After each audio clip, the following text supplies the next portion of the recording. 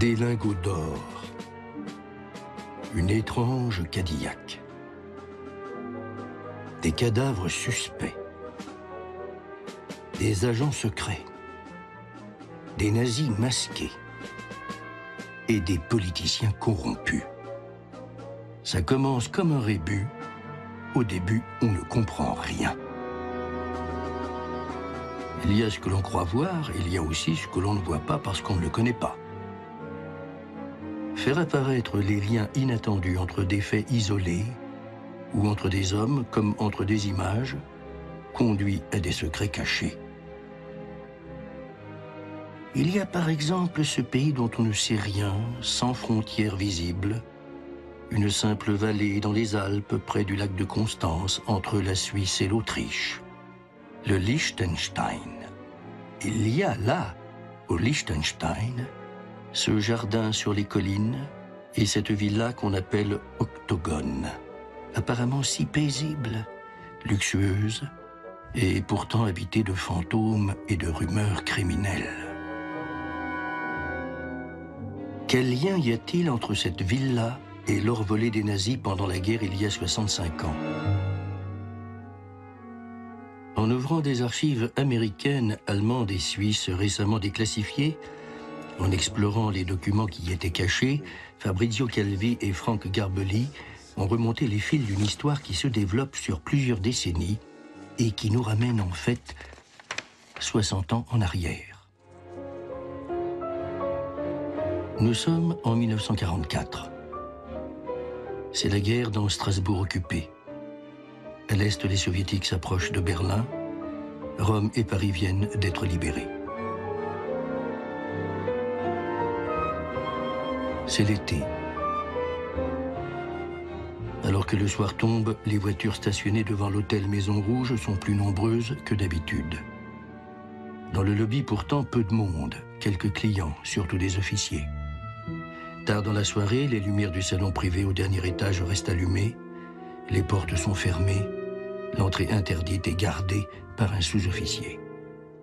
Il y a là, on le sait, un général important de l'organisation Todt, des représentants des ministères de la Marine et de l'Armement, et ceux des principaux groupes industriels allemands, Krupp, Büssing, Rheinmetall, Messerschmitt notamment. Ils sont 10, on a la liste. L'ambiance est tendue. Les Allemands savent que la défaite n'est plus qu'une question de mois, il faut s'y préparer. C'est le but de la réunion, mettre à l'abri la puissance financière de l'Allemagne. Or, parmi les participants, l'un d'eux est un agent double travaillant pour les services français depuis plusieurs années. Ces notes prises au cours de la réunion seront communiquées aux services américains. Elle raconte en détail ce qui s'est dit ce jour-là dans le salon discret de l'hôtel Maison Rouge à Strasbourg.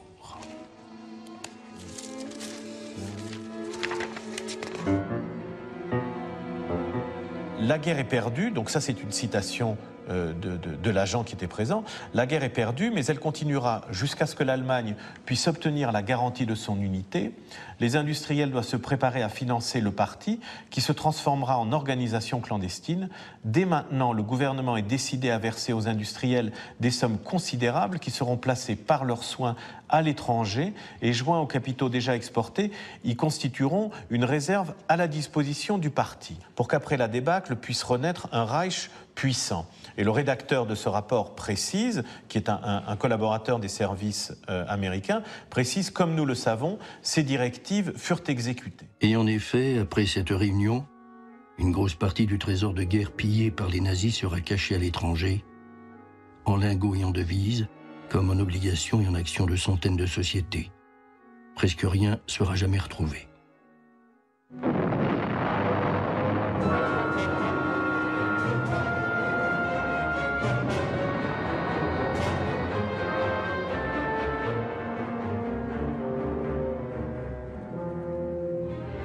Un an plus tard, il ne reste que des ruines de l'Allemagne nazie.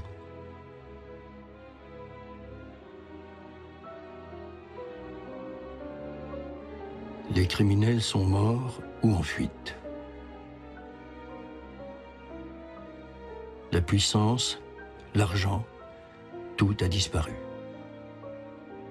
Ne reste au cœur des ténèbres que la preuve horrible du crime à partager.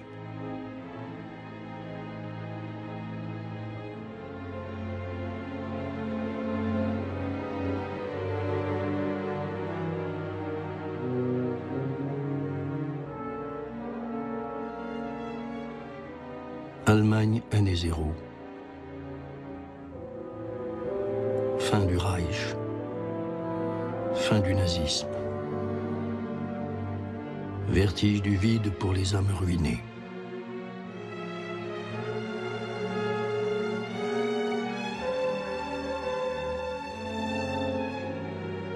On arrête et on juge les criminels de guerre. Pour l'exemple. Mais les soviétiques sont là, à Berlin et dans une moitié de l'Allemagne, prêts à tout envahir.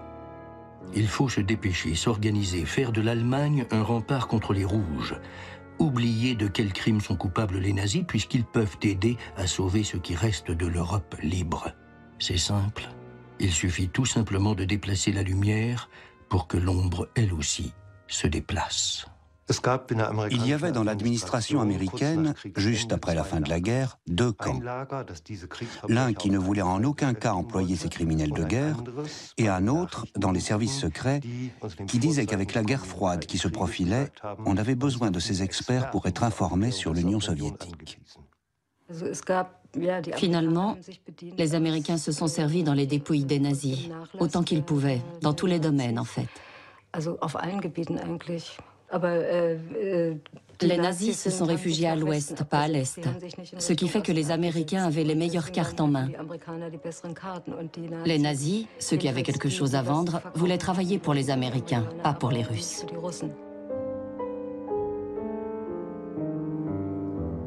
Après le chaos, ce n'est pas encore la vie, c'est seulement la survie. On ne peut pas toujours vivre dans les caves.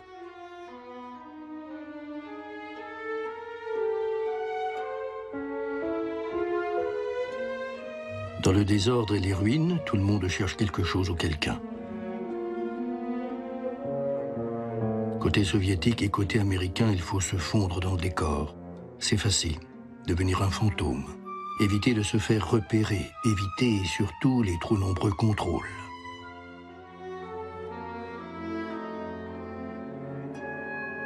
Parmi les criminels de guerre activement recherchés, Reinhard Gehlen, général et principal adjoint du chef des services d'espionnage allemand.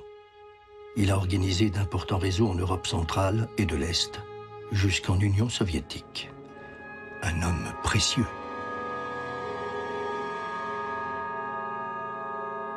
En fait, il s'est déjà préparé à l'issue fatale. 2 mois avant la défaite, Gehlen a donné l'ordre à ses agents de microfilmer tous les documents secrets en leur possession sur l'Union soviétique. C'est le prix de la liberté pour lui et ses hommes. Gehlen avait tout prévu. Il savait exactement quoi faire. Il voulait mettre sur pied une nouvelle alliance. Et donc, il a enterré tous les papiers dans des boîtes en métal. Et puis, il est parti se réfugier dans les Alpes autrichiennes, avec quelques copains à lui. Et il a attendu la fin de la guerre. Il n'avait plus qu'à attendre l'arrivée des Américains pour pouvoir leur vendre leurs secrets dans leurs boîtes en métal. Gehlen n'était sûrement pas un nazi convaincu. C'était un opportuniste qui avait fait carrière grâce aux nazis. Il a vu venir très vite la guerre froide et dès le printemps 1945, il s'est tourné vers les Américains. Avec tout ce qu'il avait ramassé, il a été alors retourné par la CIA et jusqu'en 1956, il a espionné pour le compte des Américains, principalement contre l'Allemagne de l'Est.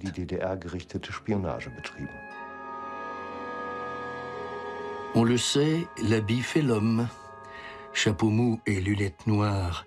Qui peut reconnaître l'ancien général nazi devenu maître espion au service de l'armée d'occupation? Il y a des gens bien qui font des choses mauvaises, et il y a des coupables qui peuvent être utiles. C'était son cas, voilà tout. À vous de juger. Rassemblant ses anciens agents dans une nouvelle organisation, Gehlen va aider les Américains à débusquer les communistes.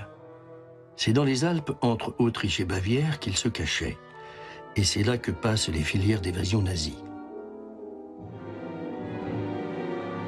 C'est là aussi que les Américains retrouvent, abandonnés par les fuyards aux abois, une partie du butin volé dans les musées et les collections de toute l'Europe. Et surprise des surprises, à 2 pas de la frontière suisse, au fond d'une usine, une partie de l'or du Reich, des milliards en billets et en lingots, prêts à disparaître en Suisse ou au Liechtenstein.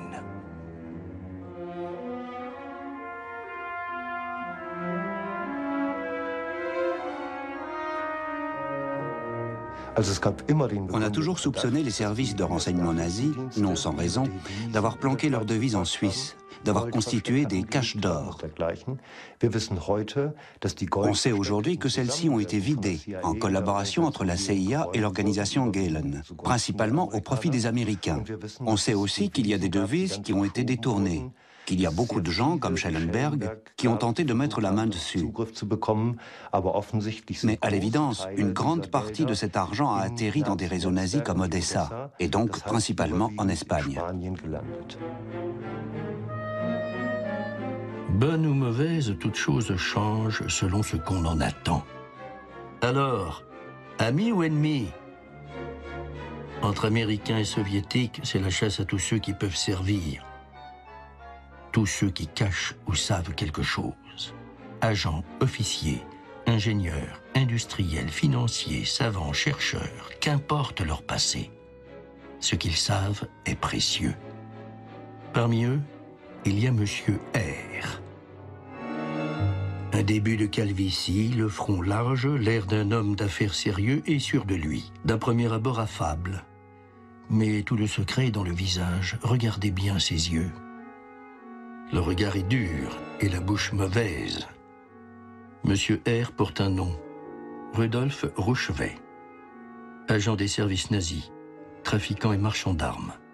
Il a été signalé au service de renseignement suisse qui le piste depuis le début de la guerre. Rudolf Rouchevet était un Allemand originaire d'Erfurt. À l'origine, c'était un homme d'affaires, un industriel. Puis il est passé au commerce des armes.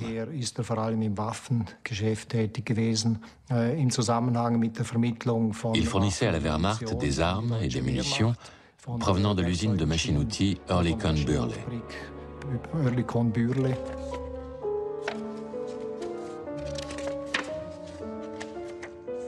Bürle, c'est un fabricant suisse, c'était un des plus grands fabricants d'armes à l'époque, qui travaillait beaucoup avec le Reich. Et ce qui est spécialement intéressant, c'est que toutes les armes que Bürle livrait au Reich passaient par la main de Rouchevet. C'est lui qui jouait le rôle de l'intermédiaire et il touchait beaucoup d'argent par Bürle. Depuis 1920, et malgré le traité de paix, qui après la Première Guerre mondiale interdisait à l'Allemagne de se réarmer, les usines d'armement suisses ont activement contribué à son réarmement occulte. La plus importante est Bürle. Rudolf Rouchevet sait de quelles armes les Allemands ont besoin et oriente efficacement les commandes. Cartouche ou rouge à lèvres? Où est la différence? Sinon le prix. Ah, car pour le prix, Rouchevet sait bien qu'il vaut mieux vendre des balles que du rouge baiser. Pendant les 4 ans de guerre de 1940 à 1944, Bürle livrera aux nazis armes et munitions pour un montant de 400 millions de francs suisses. Au début, les Allemands n'avaient pas forcément nécessité des produits que voulait leur vendre Rouchevet. Et Rouchevet va se montrer très convaincant, passant par-dessus différents obstacles en Allemagne, pour réussir à vendre ce que Bürle voulait vendre. Donc je dirais que Bürle est extrêmement redevable à Rouchevet, d'autant plus que cette vente à l'Allemagne en 1940 s'accordait avec les objectifs de la politique étrangère suisse, la Confédération, qui voulait rééquilibrer un petit peu les ventes du côté de l'Axe, parce que jusque-là, on avait surtout vendu du matériel de guerre aux Alliés. Selon ces documents-là, en 3 ou 4 ans, il a touché 10 millions de francs suisses comme commission, comme intermédiaire. Ça veut dire à peu près 1 milliard. Et cet argent, il a placé en Suisse et plus tard à Liechtenstein. Pendant la guerre, ses nombreux trafics le conduisaient sans cesse de Paris à Bruxelles et Amsterdam, où il a des bureaux, en Suisse et au Liechtenstein. Malade, il se déplace dans une confortable Cadillac, toujours accompagné d'une infirmière. Ils disent quoi, là? Mais justement, ils disent qu'en décembre 40, Rouchevet est arrivé en Suisse en compagnie de M. Hans Steupen, qui était le responsable pour gérer les finances, pour soutenir et financer les agents allemands à l'étranger. De l'Abwehr. De la contre-espionnage. Et il précise en plus que ces deux hommes se sont occupés au voyage précis d'un dépôt à une banque à Berne, où il y avait 1 million de francs suisses en lingots d'or. Et c'était de l'argent apparemment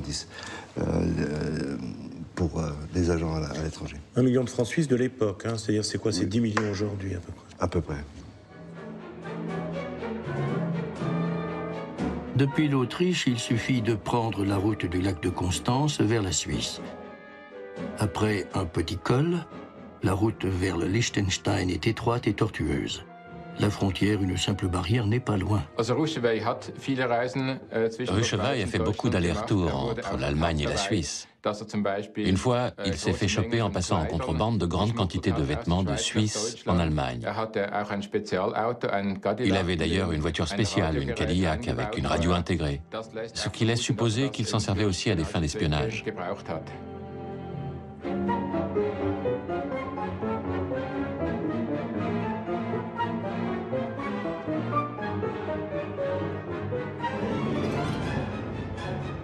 Le 6 janvier 1944, il se présente à la frontière à Schanwald avec ces documents-là. Et ça prouve qu'il voyageait comme diplomate de Liechtenstein et il avait un titre que le gouvernement de Liechtenstein lui avait accordé. Il était Handelskanzler, ça veut dire à peu près consul, et c'est précisé, il avait un passeport diplomatique numéro 154.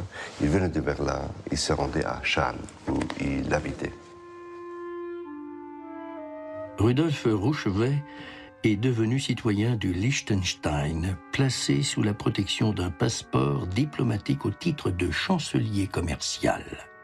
Cette photo, la seule qui reste de lui, est aujourd'hui dans le dossier établi pour son passeport, retrouvé dans un carton des Archives nationales à Vaduz. La route, il en connaît chaque virage, chaque trou. La route est mauvaise. Il faut conduire lentement. La villa construite en 1943 est un peu à l'écart, sur les hauteurs, au bord de la forêt. Les rumeurs disaient qu'elle était gardée par des SS, mitrailleuses et miradors, dont il ne reste aucune trace. Mystérieuse, en tout cas. Un lieu paisible où rien ne rappelait le chaos de la guerre. Les rumeurs parlaient aussi des lingots d'or cachés dans les caves.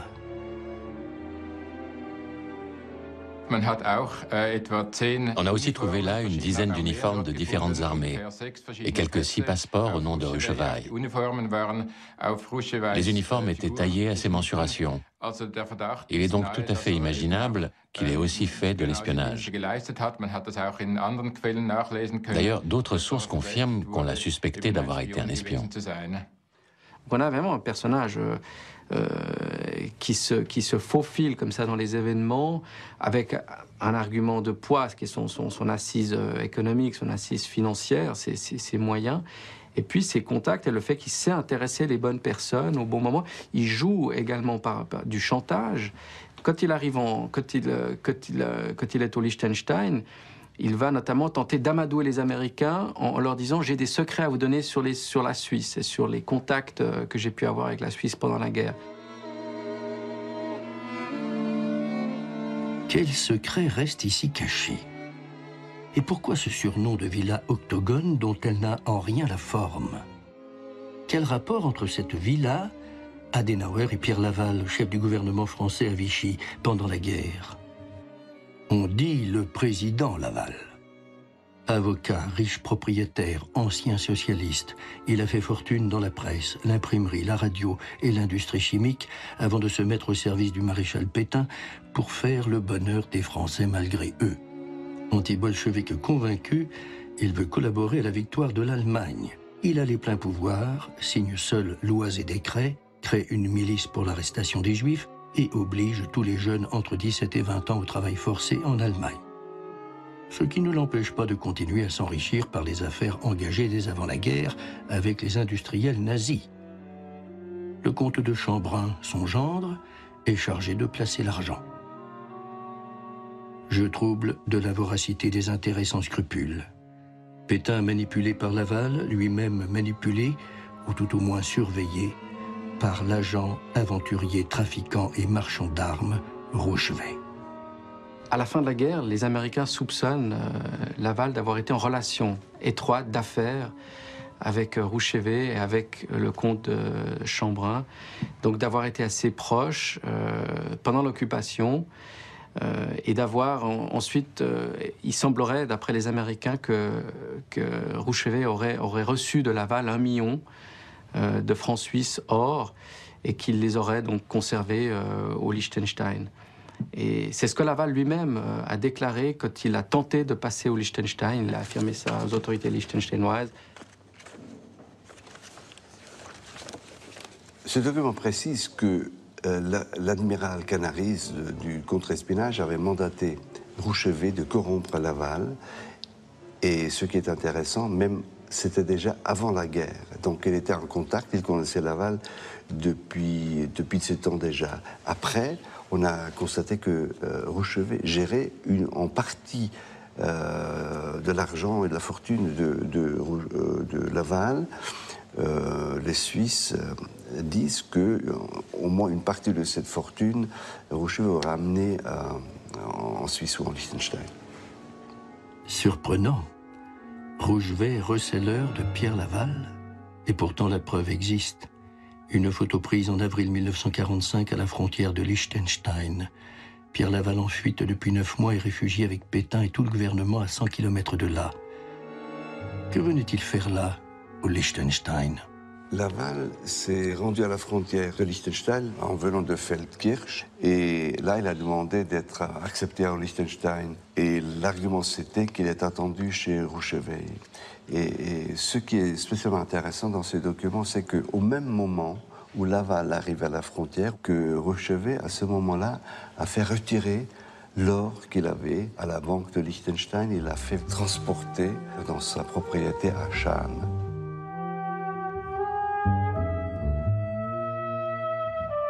Pierre Laval ne récupérera jamais ses lingots. Arrêté peu après à Barcelone. Ramené en France pour y être jugé. Condamné à mort pour haute trahison. Et fusillé 6 mois plus tard dans la cour de la prison de Fresnes.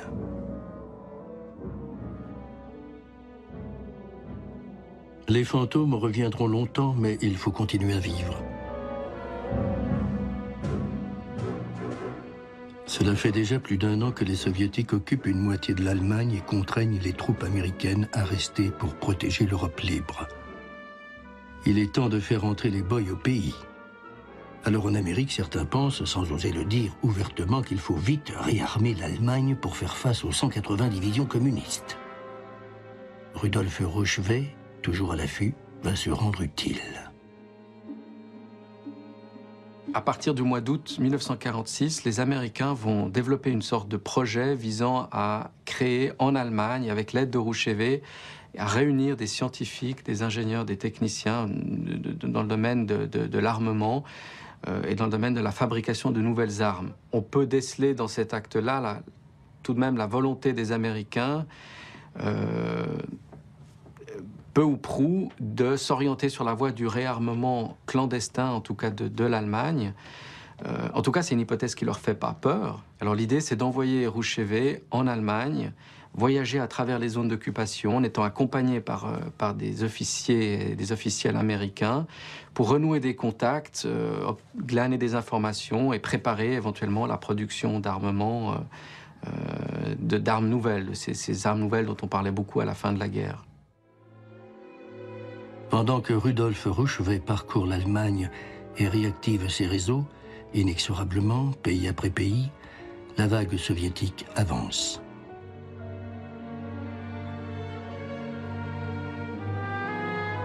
Lorsqu'à Berlin, le 23 juin 1948, les soviétiques ferment sans prévenir toutes les voies d'accès et coupent l'eau et l'électricité, on comprend tout de suite où ils veulent en venir. Berlin coupé du monde. C'est peut-être la guerre. Il ne faut pas céder.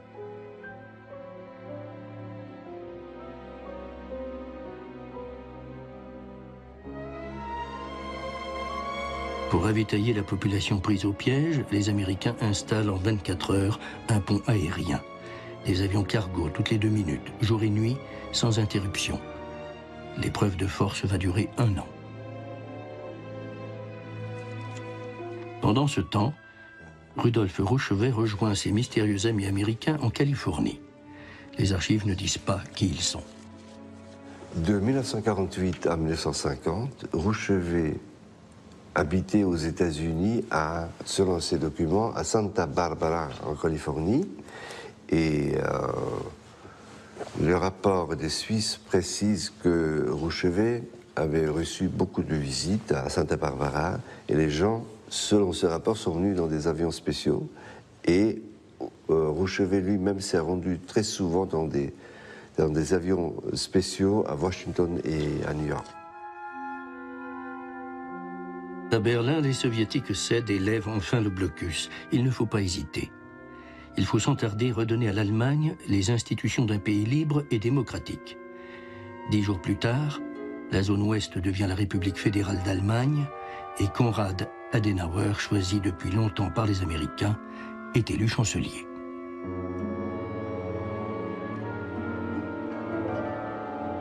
La constitution du nouvel État allemand lui interdit d'avoir une armée. C'est donc dans les têtes que ça se passe, dans la conscience des électeurs. Il faut y faire barrage aux idéologies de gauche, soutenir la démocratie chrétienne, le parti du chancelier Adenauer, la CDU. En attendant les armes contre les rouges totalitaires, communistes et socialistes, la liberté passe par les urnes. Wir stehen nicht allein in der Welt. Das Recht steht auf unserer Seite. Und auf unserer Seite stehen die Völker der Welt, die die Freiheit lieben. 3 ans passent, pendant lesquels la question insistante du réarmement allemand continue à diviser l'Europe. Début 1952, Rudolf Rouchevet est de retour dans sa villa de Schaan. Il n'est pas seul. 6 grosses limousines remplissent la cour. Les grilles sont fermées. Dans les cartons des archives suisses, un document révèle aujourd'hui ce qui se passe ce jour-là dans la villa. La création d'une société dont Rudolf Rouchevet est le président, officiellement spécialisé dans la gérance de fortune, les achats d'actions et l'import-export. Nom de la société, Octogone. En fait, une société aux activités réelles bien cachées. On comprend pourquoi. Rouchevet aurait expliqué que cette société avait comme mission d'organiser toutes les relations commerciales, mais pour des armes, avec l'Allemagne après-guerre, donc avec l'Allemagne de l'Adenauer. Ce qui est intéressant, c'est le conseil d'administration. À côté de Rudolf Rouchevet, qui est le président et l'homme important, on trouve Alois Vogt, à l'époque ministre au gouvernement de Liechtenstein, mais il y a aussi un Américain, White, et le directeur de Hispano-Suiza, une usine d'armement de Genève. Attends, White, moi je le connais, c'est un homme d'affaires, un aventurier, un affairiste qui est proche de la CIA. Donc est-ce que ça veut dire que Octogone Trust est lié ou contrôlé par la CIA ? Selon les rapports des archives ici, qui sont des rapports de police, des rapports des services suisses, White était interrogé. Et White lui-même a dit qu'il avait travaillé pour les services anglais et américains pendant la guerre, qu'il était très proche de Allen Dulles. Et après la guerre, il continuait de travailler pour les services. Et il a dit qu'il se présentait ici comme homme d'affaires, mais qu'en fait, il était un agent. Et homme d'affaires, c'était juste sa couverture. Rouchevet aurait eu des contacts aussi avec Gehlen. On est toujours face à ce genre de problème, face à une difficulté. C'est qu'il y a vraiment beaucoup d'indices, beaucoup de convergences qui montrent qu'effectivement, là, il y a quelque chose qui se noue. Et ça va au-delà de Rouchévé, pour toute une série de personnes. Mais bon, il faudrait pouvoir aller plus loin. Plus loin? Avant d'aller au chancelier Adenauer, c'est à Genève que l'histoire nous conduit. C'est là, dans un salon privé de l'Hôtel de la Paix, que 6 mois plus tard, Rudolf Rouchevet signe un premier contrat de 3,7 milliards de francs suisses pour l'achat de canons et de munitions à Hispano-Suiza. Pourtant, à cette date, malgré les attentes, le réarmement de l'Allemagne est toujours interdit par la Constitution. L'armée allemande ne sera créée que 2 ans plus tard. Contrat ultra secret donc et signature bien arrosée dont les archives suisses gardent les factures au nom de M. Rouchevet. Krug. 10 bouteilles de champagne Krug 45. Oui. Quelques mois plus tard, Franz Josef Strauß, ministre fédéral chargé d'attributions spéciales, vient signer avec Octogone et Hispano-Suiza un contrat de 2 milliards de Deutschmark pour la commande de 10 600 chars d'un type nouveau, dont il n'existe encore qu'une maquette en bois. Dès la signature, Strauß verse une avance de 193 millions, ainsi qu'une commission de 12 millions sur un compte bloqué de la banque Salomon Oppenheim. Les ventes d'armes s'écommodent. Argent public, montants énormes et secret défense. Ni vu ni connu, aucun contrôle. Nous y reviendrons. Parallèlement, Octogone organise des transferts de fonds de Suisse en Allemagne, portant sur plusieurs milliards. Le procureur suisse découvrira plus tard qu'il s'agit de fonds cachés par les services secrets nazis, 8 ans plus tôt, après la fameuse réunion de l'hôtel Maison Rouge.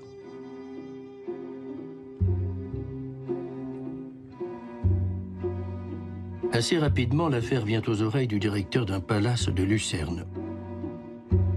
Lui-même, honorable correspondant des services secrets suisses. Il organise des fuites dans la presse. L'ambassadeur allemand à Berne s'inquiète et cherche à prévenir son gouvernement. En vain. Plus encore, la justice suisse enregistre les révélations faites par Werner Plappert, un important politicien allemand, l'un des leaders de la CDU, mis au courant par des fuites. Plappert cherche ensuite, lui aussi en vain, à alerter le chancelier Adenauer.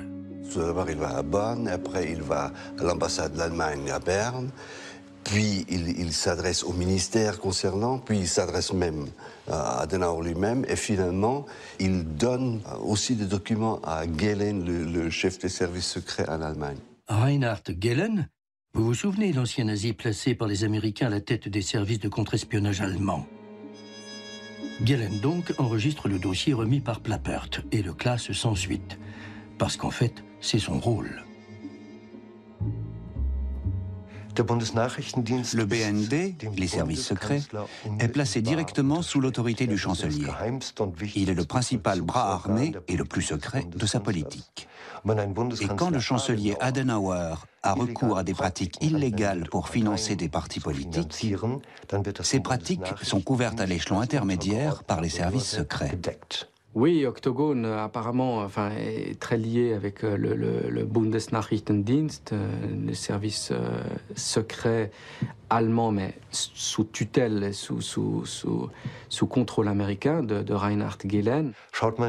Si on regarde l'histoire de l'organisation Gehlen et des services secrets ouest-allemands, il y a une continuité permanente dans leur coopération avec les marchands d'armes, en particulier pour les ventes d'armes illégales, et spécialement vers les régions en crise et les États en guerre, ce qui est en contradiction flagrante avec l'interdiction formulée par la Constitution. Autant dire qu'en remettant à Gehlen le dossier Octogone, Plappert allait tout droit dans la gueule du loup. Il n'avait aucune chance. Ce qu'ils ont découvert, ce qu'ils ont dénoncé, c'est qu'il était sûr qu'il y avait un système de corruption.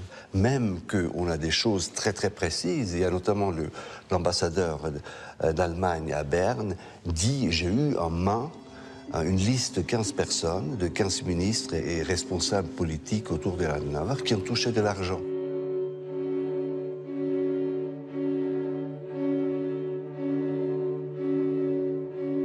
La base du système est assez simple. On commande des armes, notamment des blindés, qui en fait ne seront jamais livrés. Et cet argent retourne en Allemagne, dans une banque, la banque Oppenheim de Pferdmenges. Et ce Pferdmenges qui gère cet argent à la banque est en même temps un des dirigeants de la SV, de la Staatsbürgerliche Vereinigung, qui s'occupe de financer et d'organiser les campagnes politiques. C'est en effet Pferdmenges, banquier adroit et parfaitement informé des fonds cachés en Suisse et au Liechtenstein après la guerre, et lui aussi spécialisé dans l'organisation de réseaux financiers, qui développe le système occulte mis en place par Rouchevet.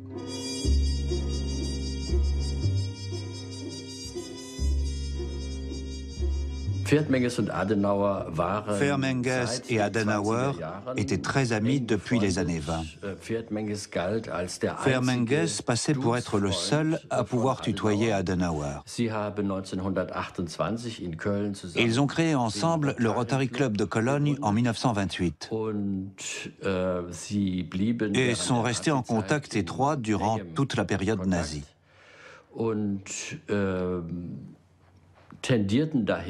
Ils avaient songé à faire rentrer les nazis au gouvernement. Il ne faut pas oublier qu'Adenauer était le principal représentant du Zentrum, un parti catholique. Et Adenauer a aussi essayé, dès avant 1933, de faire entrer les nazis au gouvernement. Si vous parlez de l'époque de Konrad Adenauer, lequel a sans doute été le plus important chancelier de la République fédérale, vous tombez toujours sur Pferdmenges. Robert Pferdmenges était un banquier de Cologne en qui il avait toute confiance, qui organisait pour lui toutes les choses importantes d'ordre financier, toutes les grosses affaires. Pferdmenges a aussi été, en 1954, l'un des fondateurs de l'Union civique. C'était la personnalité dominante de la banque Oppenheim. Cette banque s'est d'ailleurs appelée, entre 1948 et 1953, Banque Pferdmenges. Cette banque, qui est l'une des rares banques privées juives à avoir survécu, avait joué un rôle de premier plan sous les nazis pour la conduite de la guerre. Elle a participé au financement des grands programmes d'armement de Krupp et des usines Hermann Göring. Elle a pris une part active aux arianisations, en particulier au Luxembourg et en Pologne. Elle a aussi joué un rôle important pour les contacts financiers internationaux du Reich pendant la guerre. Le processus de lavage d'argent était tout simple. Une entreprise donne de l'argent, l'argent est alors transféré par des voies détournées en Suisse ou à Vaduz. Là, il est officiellement dépensé dans un but d'intérêt général factice. 10% sont soustraits au passage et le reste est récupéré par les trésoriers des partis conservateurs. Ça, c'était le système pour battre les socialistes. C'était l'arme la plus importante d'Adenauer. Une arme financière.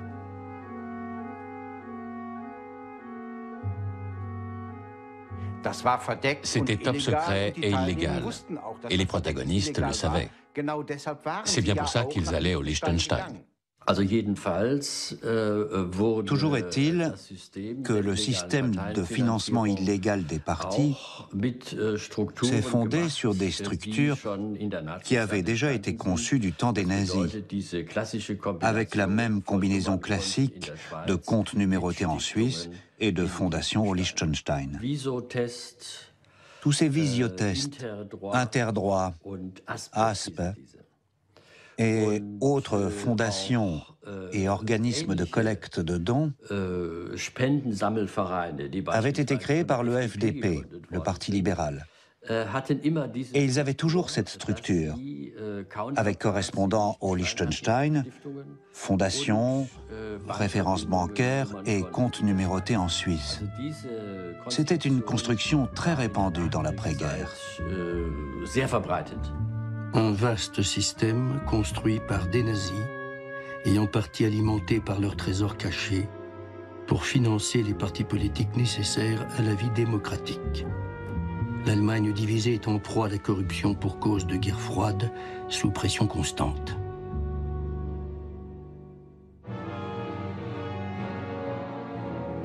Lorsqu'au matin du 16 juin 1953, dans la zone soviétique de Berlin, des ouvriers du bâtiment se révoltent contre de nouvelles restrictions et qu'aussitôt et spontanément un cortège de milliers de manifestants se forme, appelant à la grève générale, la surprise est totale.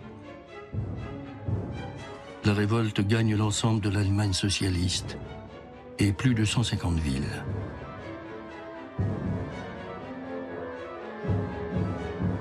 Moscou déclare l'état d'urgence et fait intervenir les chars.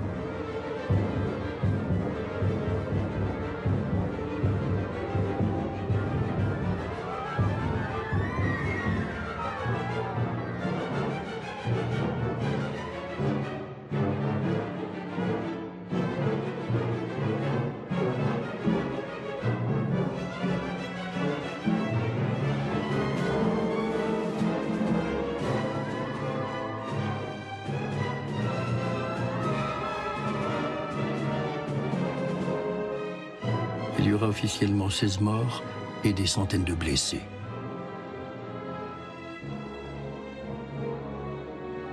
À l'ouest, contre le réarmement, ce sont les pacifistes et les partis de gauche qui manifestent.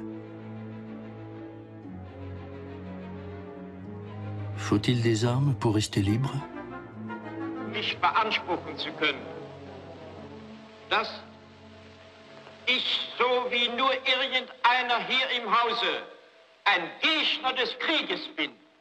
Aber, meine Damen und Herren, man muss doch die Welt realistisch sehen. Es ist die Schicksalsfrage Deutschlands.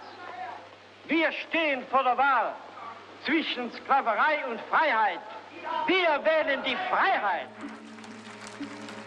Plus que jamais, l'urgence est au réarmement. Reinhard Gehlen est confirmé à la tête des services d'espionnage. Qu'importe leur passé, même nazis s'ils sont les meilleurs, il faut serrer les rangs. Paul Diekopf, lui aussi recruté après la guerre parmi les anciens officiers SS, nommé 10 ans plus tard à la tête du service des affaires criminelles et d'Interpol.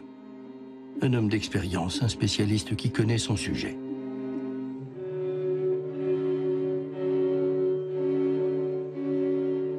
Die Straftaten, die uns am meisten zu schaffen machen, gehören in das Gebiet des Diebstahls. An sich ist es nicht zu erklären, dass bei dem heutigen Wohlstand der Diebstahl ein solches Ausmaß angenommen hat. Leider ist dieses Phänomen in allen hochzivilisierten Staaten zu bedenken und zu bemerken. Es könnte sein, dass an unserer Zivilisation, ganz sicher aber an unserer Erziehung etwas mangelt. Paul Diekopf a d'abord été officier SS sous le Troisième Reich, un grade pas très élevé, grosso modo sous-lieutenant. Comme beaucoup d'autres de cette jeune génération de collaborateurs de l'Office central de sécurité du Reich, il est passé ensuite directement au service secret ouest-allemand, où il a eu une fonction de couverture pour beaucoup d'anciens membres des services de renseignement nazis. Ensuite, Paul Diekopf est devenu président du BKA, l'Office fédéral de police criminelle. Il est responsable en tant que tel d'y avoir fait entrer beaucoup d'anciens nazis, et il a enterré beaucoup de dossiers que voulait faire avancer le gouvernement.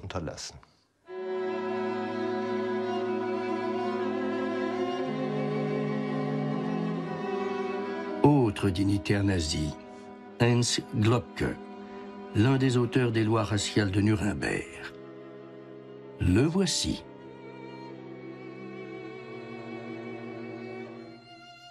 Courtisan zélé, onctueux et affable.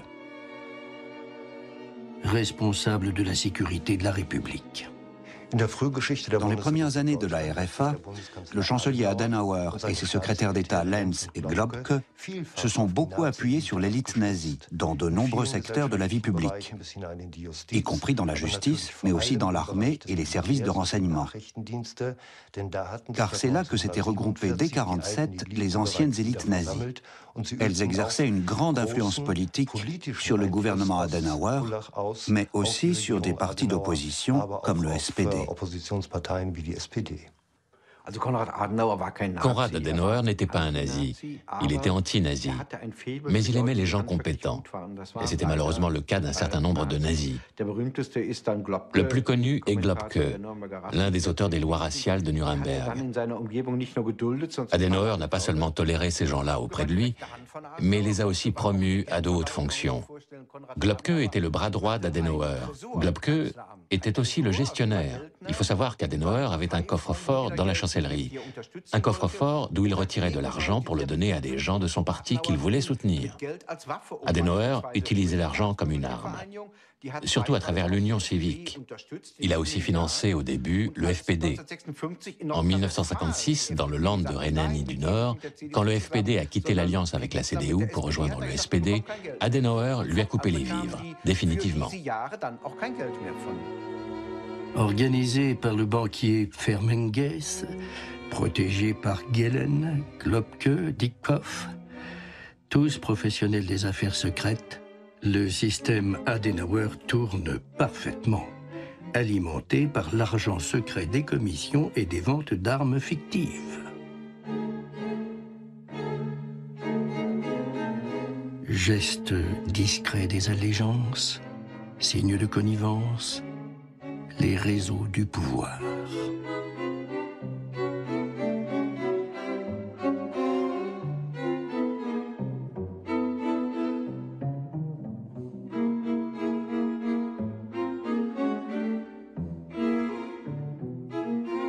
Heinz Globke, encore, distribue les faveurs.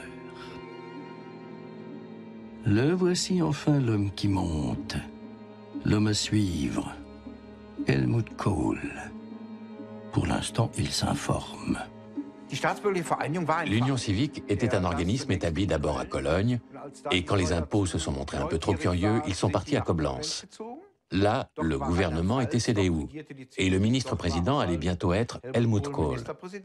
Ils ont donc été soutenus toutes ces années, et les impôts n'ont jamais pu mettre le nez dans les affaires de l'Union civique. Celle-ci collectait de l'argent dans l'industrie par millions. Ces millions étaient alors acheminés par des voies diverses en Suisse et au Liechtenstein. Ensuite, ils étaient rapportés après un petit prélèvement. Parfois, c'était le trésorier lui-même qui allait les chercher. Des centaines de milliers de marks passaient la frontière dans le coffre de sa voiture.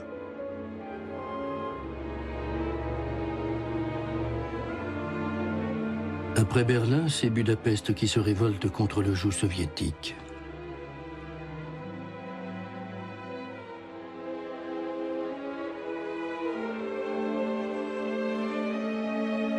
La répression est rapide, brutale, définitive. La guerre froide est à nouveau brûlante. Ce n'est pas le moment de répandre ces rumeurs de corruption qui vont affaiblir la démocratie chrétienne et faire le lit des partis de gauche. Silence dans les rangs.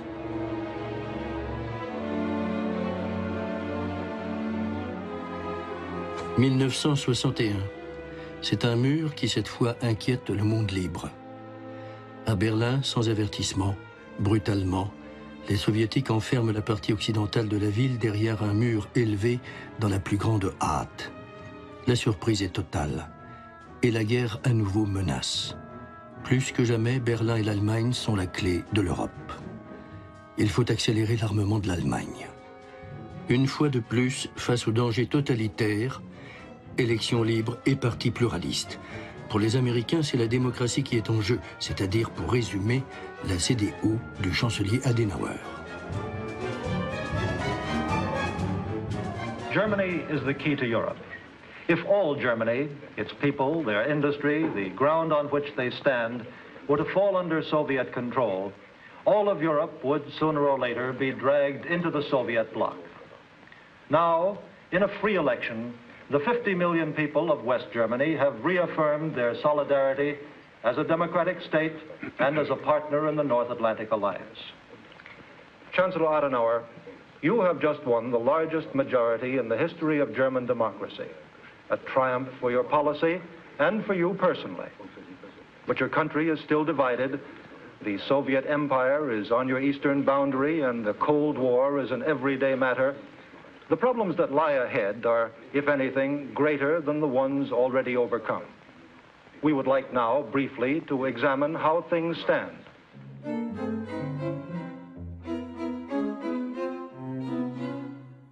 Le monde libre a besoin d'une Allemagne réarmée. L'Allemagne, elle, a besoin d'armes. Mais les premiers chars du fameux contrat Octogone sont défaillants et tombent en panne. Système de tir défectueux alors qu'on en a tant besoin. Le scandale éclate.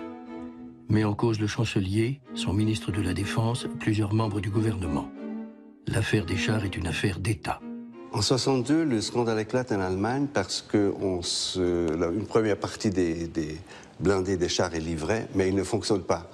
On se rend compte qu'on ne peut même pas les utiliser pour les exercices de l'armée et ils sont obligés de commander ailleurs. Et on commence à se poser des questions, mais pourquoi? Qu'est-ce qui s'est passé? Pourquoi ces chars ne marchent pas? Pourquoi personne n'a contrôlé? Et en ce moment-là, on a déclenché une commission d'enquête parlementaire en Allemagne qui devrait vérifier pourquoi on a commandé des chars qui ne valent pas un clou, qu'on ne peut pas utiliser, que le système de tir ne fonctionne pas, etc. Die Tatsache, dass hier ganz wesentliche Leute von einem Schaden gesprochen haben, die Tatsache, dass dieser Schützenpanzer eben doch eine Alternative hatte, die man eben nicht verfolgt hat, und dass Ihre Gutachter alle interessengebunden gewesen sind, die Sie hier zitiert haben, das geht doch aus den Akten eindeutig hervor und dass deswegen Ihr Wert von Anfang an relativiert gewesen ist, nicht wahr? Sie müssen doch die Aussagen auch werten nach der Interessenlage der Einzelnen und nicht nur nach dem Dienstrang, den Sie im Augenblick auf den Achselstücken tragen. Das war es doch gewesen, dass Sie hier versucht haben, dem deutschen Volk und der Welt weiszumachen, Sie könnten dank deutschem Genie in 3 Jahren 500.000 Mann Armee aus der Erde stampfen. Das ist schon bei Schillers Jungfrau von Orleans daneben gegangen, das ist erst recht hier daneben gegangen. Nicht wahr? Le député Morsch est désigné par le Parlement pour diriger une commission d'enquête. Celui qui avait le premier alerté le gouvernement, Werner Plappert, est aussi le premier interrogé. Très longuement, Sepp Ebelseder, journaliste du Stern, le rencontre plusieurs fois. Je le vois encore devant moi. J'ai dû le rencontrer au moins 10 ou 15 fois, peut-être même 20 fois. On s'est même rencontré à Munich. Il était vraiment très bien informé, mais il était facilement irritable. Il s'énervait très vite. Ses déclarations tenaient la route, c'est vrai. Il n'avait rien à retirer. Il était très impulsif, très énervé quand il parlait. Pour beaucoup de choses, je me demandais s'il disait la vérité ou s'il mentait. Ou alors s'il se trompait, consciemment ou inconsciemment. Et moi, j'étais obligé de tout vérifier. On avait un service de contentieux au Stern. Alors, un rédacteur en chef et le service de contentieux ont regardé tout ça de très près. Et ils me demandaient « Est-ce que tu as des preuves ?» Moi, j'étais là, au service juridique, et ils m'ont débriefé pendant plus de 4 heures. Mais après, c'était calé, et puis j'ai eu accès à des nouveaux documents. Die stand ja schon schlecht da. Und Sie haben die Beweise gehabt, sozusagen, gegen die CDU. Oui, j'avais des preuves, et puis des documents écrits. Und Sie konnten wirklich beweisen, dass die CDU Geld bekommen hat? Oui, tout est là-dedans. C'était inattaquable.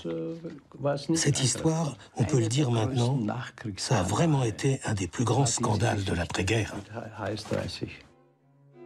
Les archives du Bundestag détiennent toujours les minutes des auditions effectuées par la commission d'enquête. Celle de Plappert fut la première et la plus longue. En voici un extrait. Question. Monsieur Plappert, depuis quand aviez-vous le soupçon que dans le marché d'armement conclu par le Trust Octogone avec la Hispano-Suiza, il y a eu massivement des corruptions et des versements à la caisse du parti de la CDU? Réponse. Au moins depuis 1953. Des allusions m'avaient été faites en Suisse en relation avec la livraison de 100 pièces d'artillerie par le Trust Octogone au service de protection des frontières allemands. 5% de la somme d'achat, 570 millions de Deutschmark, serait retournée en RFA à des fonctionnaires et à des politiciens de la CDU. Lorsque j'ai creusé cette rumeur, j'ai d'abord reçu un avertissement m'intimant le conseil de ne surtout pas m'en mêler. Question. Lorsque vos soupçons sont devenus plus concrets, avez-vous informé un service officiel allemand? Réponse. Je me suis adressé à l'ambassadeur d'Allemagne en Suisse, un des fondateurs de la CDU. Il a lu très attentivement mon rapport et l'a transmis au ministère des Affaires étrangères. En tant que dirigeant de la CDU, il a également adressé une lettre personnelle au docteur Adenauer. Question. Savez-vous comment le gouvernement allemand a réagi? Réponse. Le ministère lui a ordonné de ne plus s'occuper de cette affaire. Lorsqu'il est parti plus tard à la retraite, le ministère lui a imposé un devoir de réserve particulier sur les marchés d'armes entre le gouvernement, le Trust Octogone et la Hispano-Suiza. Question. Vous connaissiez les protagonistes de toute cette affaire. Pensez-vous qu'il est possible que ce ne soit pas seulement quelques individus, mais également la CDU en tant que parti gouvernemental qui s'est enrichi dans cette affaire louche? Réponse. Je pense que du côté allemand, le marché des chars n'a été conclu que dans le but de financer illégalement le parti. Ce qui a ensuite été livré était secondaire. Il s'agissait tout d'abord d'utiliser les provisions d'un marché portant sur le plus grand montant possible pour remplir le fonds électoral de la CDU et évidemment aussi les poches de tous les participants. D'où les acomptes exceptionnellement élevés, plus de 200 millions de Deutschmark, faits sur le dos des contribuables. La presse se passionne pour l'affaire, donne des détails. L'entrée discrète de l'hôtel où furent signés les contrats, le visage des principaux protagonistes, Fermenges, Gellen, le marchand d'armes Kramer, patron d'Hispano-Suiza. Mais contre toute attente, pour Plappert, l'affaire se passe mal. Des rumeurs circulent qui mettent en doute son honnêteté. Vite lâché par ses amis politiques, isolé, déprimé, il doit se cacher pour fuir les pressions et les rumeurs dont on le harcèle. Finalement, on retrouve son cadavre ici, sur ce bord du lac de Constance, à mi-chemin du Liechtenstein et de la Suisse. Tout un symbole. Suicide, meurtre, qui sait? Fin tragique du principal témoin à charge et le plus dangereux sans doute. Je le vois encore devant moi. Man hat damals gesagt, ist umgebracht und vergiftet worden. Oui, on a dit ça, mais je n'ai pas enquêté là-dessus, parce que sinon, je n'aurais jamais fini. Et pour moi, toute cette histoire était terminée. Mais il y a eu des suites. Le Stern voulait encore que je fasse tout un dossier. Il a même été question d'un livre. Mais moi, j'ai dit, j'en peux plus, j'en ai soupé. Je dois faire autre chose. Ou alors, je quitte le Stern, parce que je ne supporte plus cette histoire. Je dois avouer que je ne l'ai compris que plus tard. C'était très dangereux. Schaufelberger me disait toujours « Fais gaffe, il tombe dans le collimateur ». Bon, ça, tout le monde peut le dire. Mais je m'en rendais bien compte. Même à l'hôtel, je rencontrais tout le temps des gens qui me regardaient en me faisant des grands sourires. Pas des femmes, des hommes. Il m'apostrophait comme ça, d'une table à l'autre, genre « Ah, vous êtes ici en vacances ?» Et puis tout un numéro pour vous embobiner, pour vous appâter et vous emmener avec eux.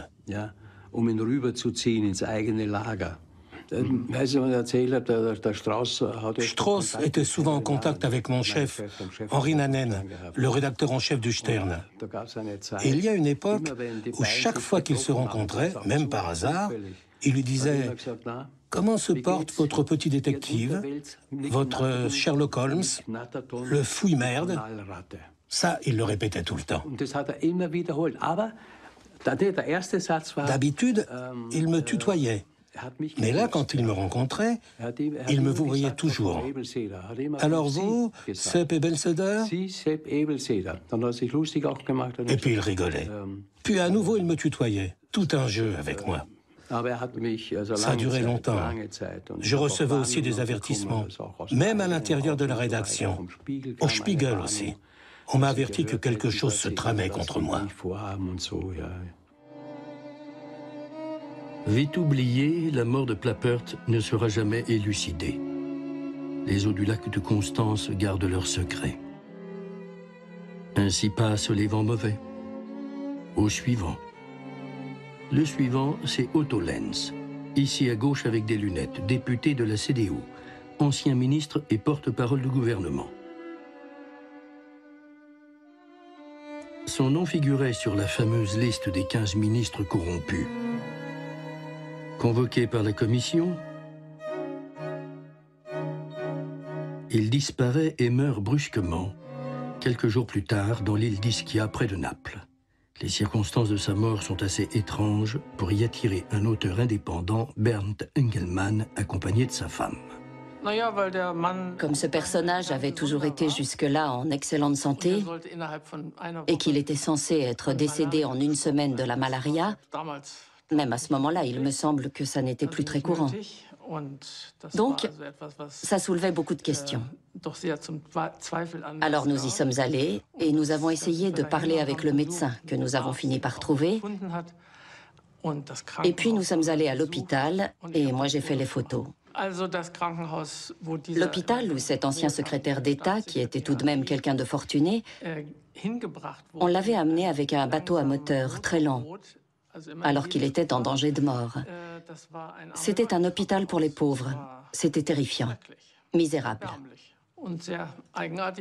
Et c'est quand même bizarre d'emmener un diplomate dans un endroit pareil, parce qu'ils ont dû voir son passeport quand ils l'ont transporté à l'hôpital.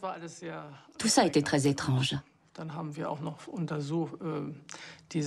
Et puis, nous nous sommes rendus aussi dans cette petite pension. On aurait bien voulu parler à quelqu'un, mais ils ne voulaient pas. À Ischia, le couple Engelmann photographie le décor des derniers jours d'Otto Lenz.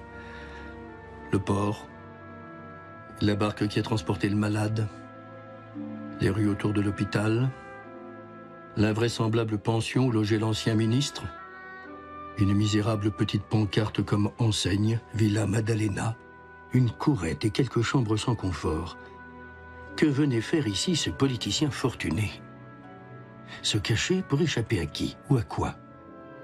Qui a mis ce cadavre dans le placard de la CDU?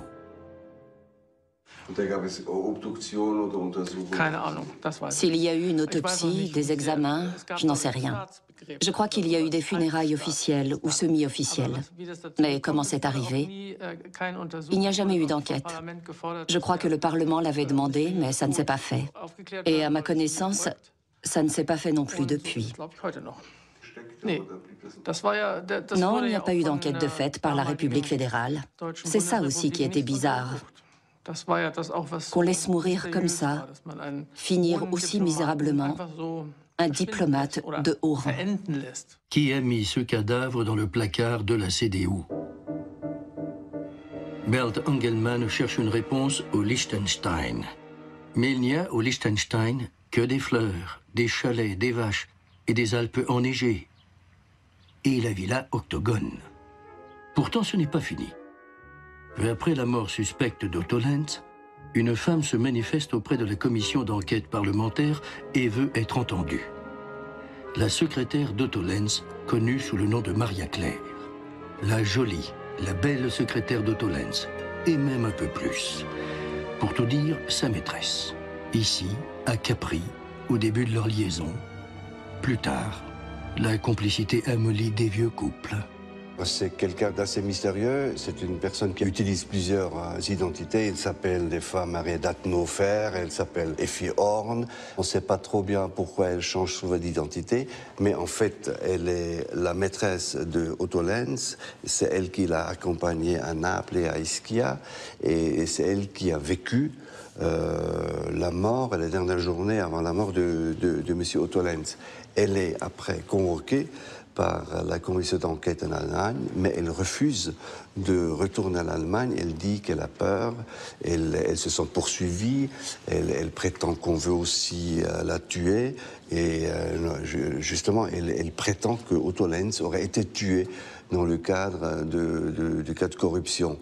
Et comme elle ne rentre pas en Allemagne, il y avait un membre de la commission d'enquête qui est sorti de l'Allemagne et qui est allé chez Maria Claire, qui vivait à cette époque-là en Autriche, et il a entendu.